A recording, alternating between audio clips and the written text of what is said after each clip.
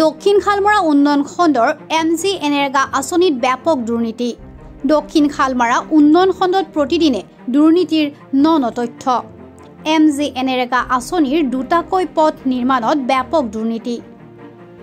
হাতে হাতে poster banner লৈ দুৰ্নীতিৰ বিৰুদ্ধে ৰাইজৰ উত্তাল প্ৰতিবাদ।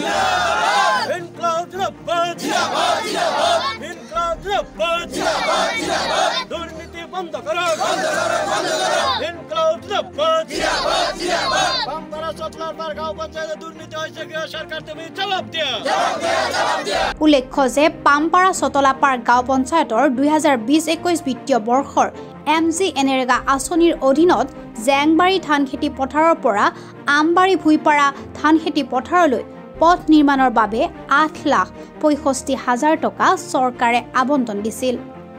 কিন্তু পঞ্চায়ত সভানেত্ৰী জান্নাতুন নেহাৰ আৰু তেওঁৰ অভিভাৱক শহীদুৰ ৰহমানে ৰাস্তাটোৰ সামান্য কাম কৰি বাকী সমুদায় ধন আত্মসাৎ কৰাৰ অভিযোগ উত্থাপন কৰিছে স্থানীয় ভুক্তভোগী ৰাইজে।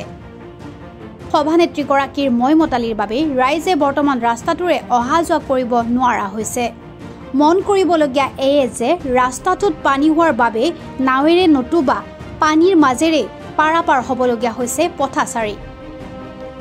স্থানীয় ৰাইজে জানিবলৈ দিয়া মতে পঞ্চায়তৰ সভানেত্ৰী জান্নাতুন নেহাৰ অভিভাৱক শহীদুৰ ৰহমানে জিলা উপায়ুক্ত খণ্ড উন্নয়ন বিষয়াৰ লগতে কনিষ্ঠ অভিযন্তাক বৃহৎ পৰিমাণৰ ধনেৰে মেনেজ কৰি লৈছে বুলি ৰাইজৰ মাজত দমফালি মাৰা ঘটনাই স্থানীয় ৰাইজৰ মাজত তীব্ৰ প্ৰতিক্ৰিয়াৰ সৃষ্টি কৰিছে। সেয়েহে আজি উক্ত ৰাস্তাটোৰ ওপৰত স্থানীয় ৰাইজে একগোট হৈ হাতে হাতে প্লে কাৰ্ড লৈ প্ৰতিবাদ সাব্যস্ত কৰে আৰু অতি সোনকালে ৰাস্তাটোৰ কামৰ তদন্ত কৰি দোষীক দৃষ্টান্তমূলক শাস্তি বিহাৰ বাবে চৰকাৰৰ লগতে প্ৰশাসনক দাবী জনায়। এইটো ৰাস্তাৰ কাম আমাৰ আৰম্ভণিৰে পৰাই তেওঁলোকে কামটো ভালকৈ কৰা নাই। সেই বিষয়ে আমি আমাৰ পঞ্চায়তৰ সভানেত্ৰীক আমি বহুবাৰ অৱগত কৰাইছোঁ। তেওঁলোকে কোনো আমাৰ এই কামৰ গুৰুত্ব নিদিয়াত আমি ব্লকত যাওঁ। ব্লকত গৈ আমাৰ BDO ছাৰক সেই বস্তুটো আমি লিখিত অভিযোগ প্ৰদান কৰোঁ। তেওঁলোকে কোনো ধৰণৰ গুৰুত্ব নিদিয়াত আমি তেওঁলোকক অনুৰোধ কৰাত তেওঁলোকে আমাৰ BDO ছাৰ আৰু আঞ্চলিক পঞ্চায়তৰ সভাপতিয়ে আহি আমাৰ এই ৰাস্তাখন পৰিদৰ্শন কৰি কামটো খেলি মেলি হোৱা বুলি স্পষ্টীকৰণ কৰি দিয়ে আৰু সেই কামটো কেনেকৈ সমাধা কৰিব লাগে সেইটো তেওঁলোকে আমাক প্ৰতিশ্ৰুতি দিয়ে।